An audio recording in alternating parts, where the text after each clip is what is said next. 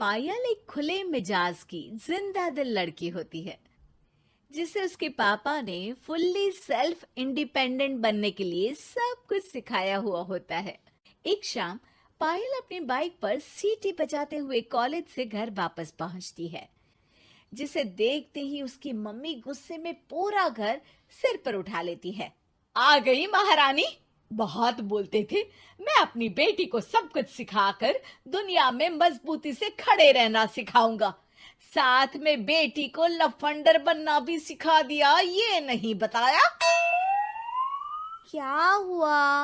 आज ये कुकर इतनी सीटियां क्यों मार रहा है?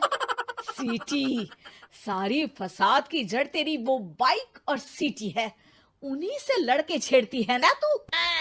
हाँ, ये तो गलत है। मुझे बताए बिना ही लड़का छेड़ दिया। हाय तौबा, ये कैसा पति और बेटी मिले हैं मुझे। अरे मम्मी यार, तुम ओवर एक्टिंग बंद करो। और मैंने कोई लड़का नहीं छेड़ा पापा। शिट यार। अच्छा मम्मी, आप पहले मुझे ये बताओ कि आपको ये सब बेकार बातें बताता कौन है? अच्छा, तूने कोई लड़का नहीं छेड़ा? अरे वही शर्मा आंटी, वही बताती रहती है, पर उसकी खबर तो मैं खुद ले लूंगी। अच्छा मेरी प्यारी बेटी, थक गई होगी ना, जा जाकर आराम कर बेटा। अचानक मम्मी को गर्म से नरम होते देख के पायल और उसके पापा कंफ्यूजन में एक दूसरे को देखने लगते हैं। आंखों से कुछ इशारे होते हैं और पायल वहां से चुपचाप चली जाती है। जिसके बाद रात को घर में सबके सोने के बाद दोनों पापा बेटी छत पर मिलते हैं। क्या खबर लाए हो? अरे तुम्हारी मम्मी तो हमसे भी तेज निकली, कोई खबर नहीं मिली। क्या यार पापा, पता नहीं अब मेरी मदर इंडिया कौन सा बम फोड़ेंगी। इसी के साथ दोनों अपने कमरे में वापस जाकर सो जाते हैं। अगली सुबह पायल जैसे ही कॉलेज जाने के लिए तैयार होकर कमरे से बाहर निकलती है तो उसकी मम्मी उसे लड़के वालों के सामने ले जाकर खड़ा कर देती है। जी, ये है मेरी बेटी पायल, थोड़ी चंचल है लेकिन बहुत नेक दिल और होशियार है।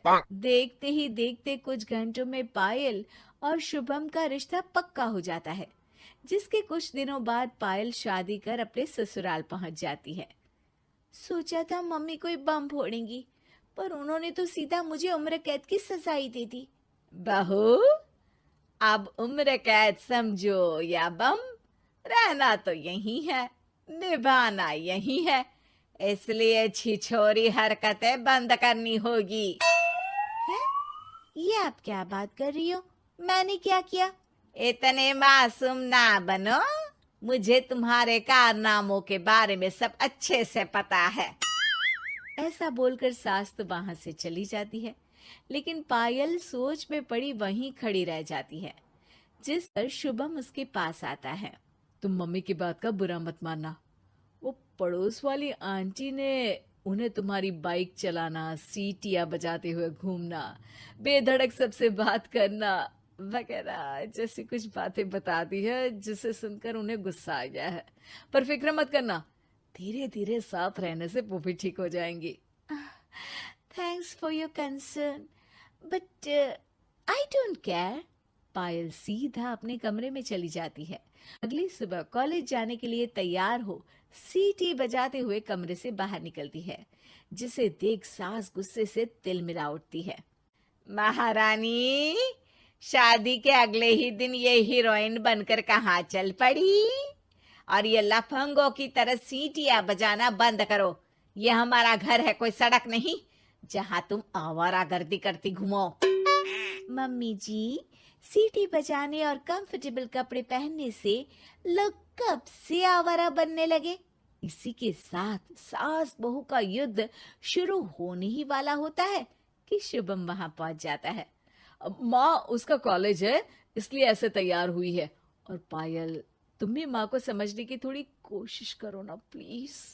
सिचुएशन संभालकर शुभम और पायल घर से निकल जाते हैं। इसी तरह दिन बीतने लगते हैं, जिससे सास बहू की लड़ाइयों के बीच शुभम पिसता रहता है, लेकिन साथ ही वो दोनों एक दूसरे की आदतों को अपना भी लेती हैं।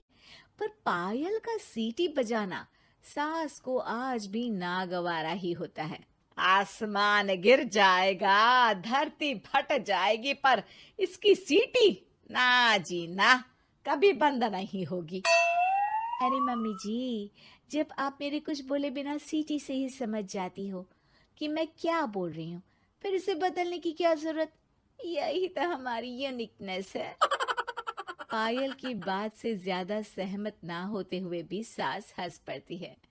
उसी शाम पूरा परिवार घूमने जाने का प्लान बनाकर घर से निकल जाता है और उनके जाते ही घर में चोर घुस आते हैं और तभी वो सब भी दोबारा घर के अंदर आते हैं बाहर से।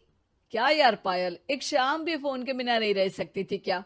घर में ही तो फोन है, कहाँ चला जाता? अब जल्दी अंदर जाकर अपना फोन लाओ, मम्मी और मैं यहीं बाहर वेट करते हैं। ज्यादा बोल रहे हो, देखो अब और धीरे काम करूंगी। ऐसा बोलकर पायल घर के अंदर जाती है और बहुत देर तक बाहर निकल कर नहीं आती। अरे ये तो सच में जानबूझकर लेट करने लगी। चल कर देखते हैं ना। दोनों जैसे ही मेन डोर के नजदीक पहुंचते हैं, उन्हें पायल के सीटी बजाने की आवाज सुनाई देती है। हमें लेट करके खुद मजे से बैठी सीटियां बजा रही है। अरे गधे, ये मजा नहीं सजा है, जल्दी से पुलिस को फोन कर। माँ की बातों से कंफ्यूज्ड शुभम उसे देखता ही रहता है। सास खुद ही पुलिस को फोन कर देती है। कुछ देर बाद वो दोनों पुलिस के साथ घर के अंदर जाते हैं तो पायल एक कुर्सी पर बंधी होती है और सास को देखते ही दोबारा सीटी बजाने लगती है। सीटियों की दुकान फिर से शुरू हो गई तू? और क्या इन सबको कह रही है कि चोरा है चोरा है? तुझे कैद किया है, थोड़ा तो तरस खाकर डर हमसे। और प्यार से क्या बोल रहा है इससे? अरे इसके सर पर बंदूक लगा, ठोक दे इसको। अरे चल झूठे, तेरे पास तो हथियार है ही नहीं। सास की बात सुन वहां मौजूद सारे इंसान हैरान रह जाते हैं और पुलिस तुरंत उन चोरों को अरेस्ट कर लेती है। आपको कैसे पता कि इनके पास हथियार नहीं है? अरे सीटी नहीं तो बताया।